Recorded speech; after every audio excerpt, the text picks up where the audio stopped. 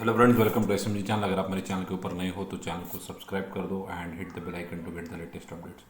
सो आज के दिन अगर आप देखो मेरे चैनल के ऊपर तो मैंने नवीन फ्लोरिन, प्रिंस पाइप और एस्ट्रल पाइप के ऊपर जो है क्वार्टर 3 के नंबर्स आ चुके हैं, तो उनके ऊपर वीडियो बनाए। सो वो वीडियोस भी आप चेकआउट कर सकते हो। आज के इस वीडियो में हम लोग डिस्कस करने वाले हैं दीपक नाइट्राइट के क्वार्टर 3 के नंबर्स जो है उन्होंने बीएससी के साइट पे अपडेट कर दिए, तो वहाँ से हम लोग देखेंगे कि कंपनी ने जो है इस बार कैसा परफॉर्म किया है। सो यहाँ पे आप देख सकते हो ये दीपक नाइट्राइट के फाइनेंशियल रिजल्ट्स और जो नंबर्स हैं वो रुपीज़ इन क्रोस के अंदर आपको देखने को मिलेंगे। सो यहाँ पे पहले बात कर लेते हैं कि कंपनी ने इनकम कैसे किया। तो इनकम कितनी हो गई है, 2000 करोड़ की जो इनकम है वो कंपनी ने की है।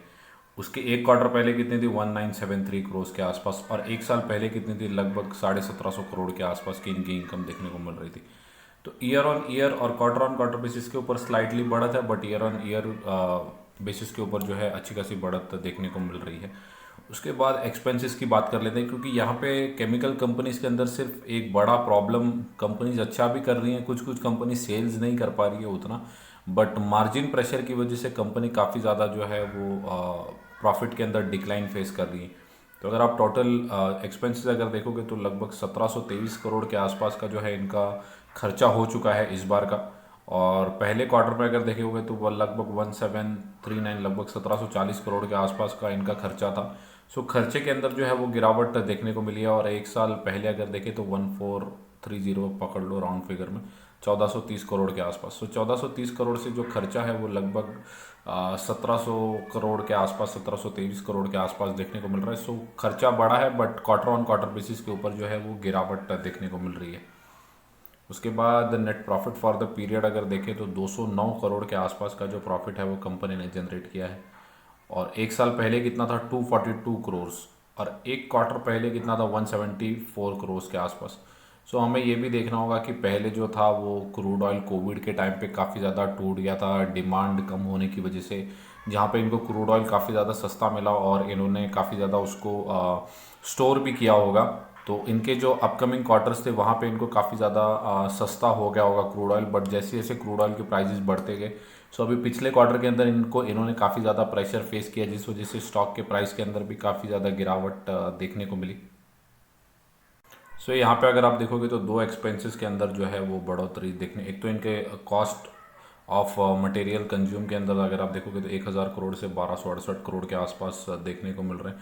उसके साथ ही अगर आप देखोगे तो एम्प्लॉयज़ का जो खर्चा है, सैलरीज है, वो बढ़ते हुए देखने को मिले, वो लगभग 81 करोड़ के आसपास आते हुए देखने को मिला।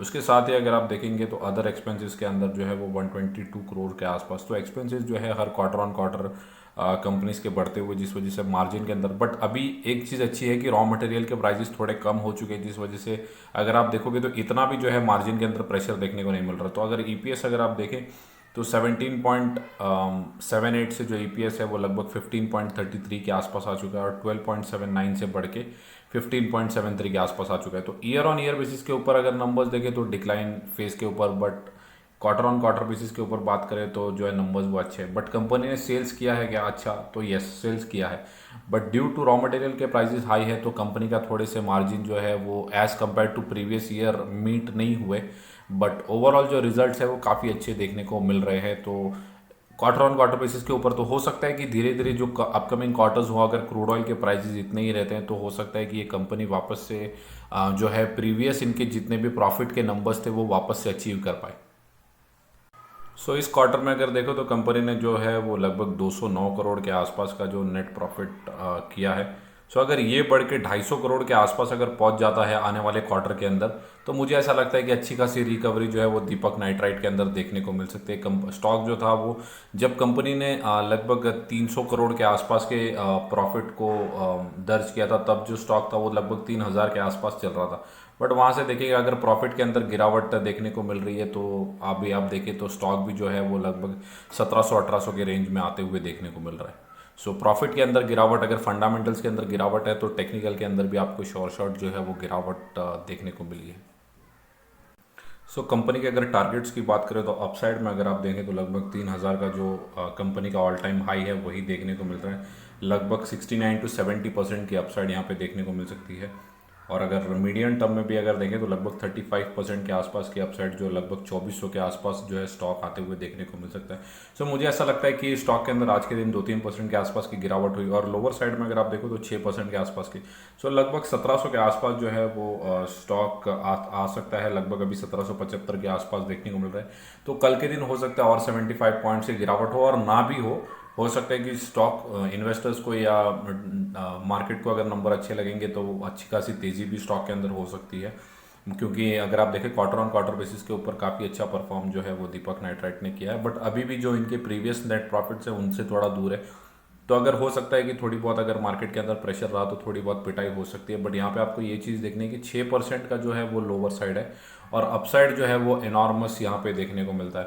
तो मैं यही कहूँगा कि काफ़ी अच्छा कंपनी है जो कि फिनॉल्स के अंदर इनकी काफ़ी बड़ी पकड़ है, पूरे मार्केट के अंदर लीडर है ये। तो अगर आपके पोर्टफोलियो में है और अगर आपने कोई भी लेवल के ऊपर 2500-2600 के लेवल के ऊपर भी अगर बाय किया तो मैं यही कहूँगा कि अगर आप होल्ड करके रखेंगे तो आपके लेवल जो है वो आपको ज़रूर देखने को मिलेंगे, क्योंकि अभी अभी अगर आप देखें तो क्रूड ऑयल के जो प्राइसेस है वो थोड़े से स्टेबल देखने को मिल रहे हैं, $80 के आसपास ही ट्रेड करते हुए मिल रहे हैं। तो अभी कंपनीज को भी पता चल गया है कि नंबर्स जो है वो क्रूड ऑयल के जो खर्चे होंगे वो यही रेंज के अंदर देखने को मिलेंगे। पहले कैसे था कि क्रूड ऑयल कभी कोविड के टाइम पे थोड़ा सा वॉलेटाइल देखने को मिलता था, कभी $130 के आसपास भी जो था वो क्रूड ऑयल चला गया था, जिस वजह से कंपनी के रॉ मटेरियल प्राइसेस काफ़ी ज़्यादा हाइक हो। बट अभी के लिए थोड़ा सा स्टेबलाइज है और अगर और ग्लोबल सिचुएशंस या अगर रिसेशन की कोई बात आती है और अगर ग्लोबल डिमांड के अंदर कमी आती है तो हो सकता है कि क्रूड ऑयल और भी जो है वो नीचे आते हुए देखने को मिले। बट चाइना की जो है रीओपनिंग भी हुई है तो वहाँ से भी थोड़ी बहुत अगर डिमांड आती है तो क्रूड ऑयल के प्राइसेस अभी के लिए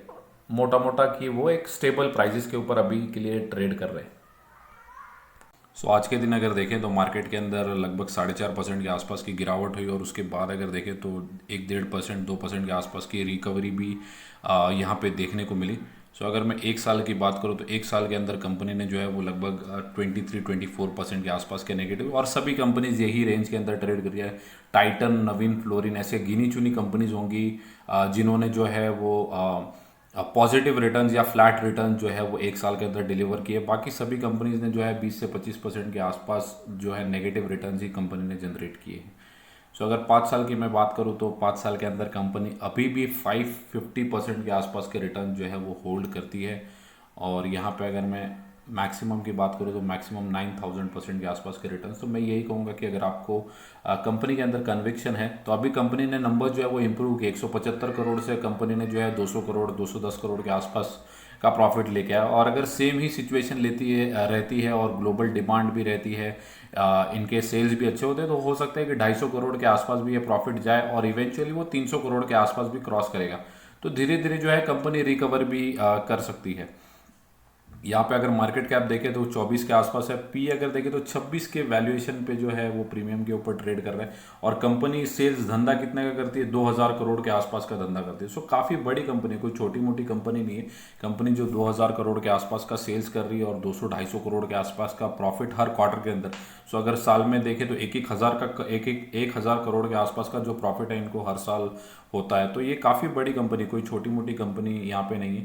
कंपनी का जो अगर ऑल टाइम हाई देखेंगे तो ये 3000 के आसपास ही देखने को मिलता है।